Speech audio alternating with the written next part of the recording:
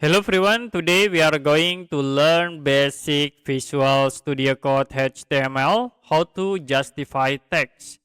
So for example, I will create the paragraph. Okay, you can tap here, example part of paragraph. So I will copy this text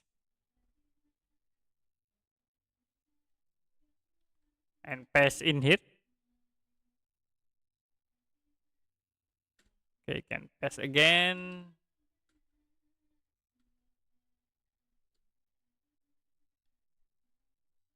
Okay, like this.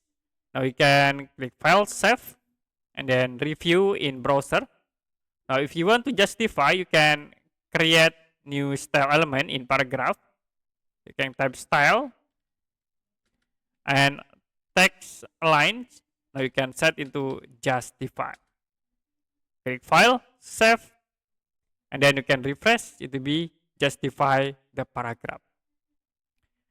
Okay, that's it for basic Visual Studio Code HTML, how to justify text.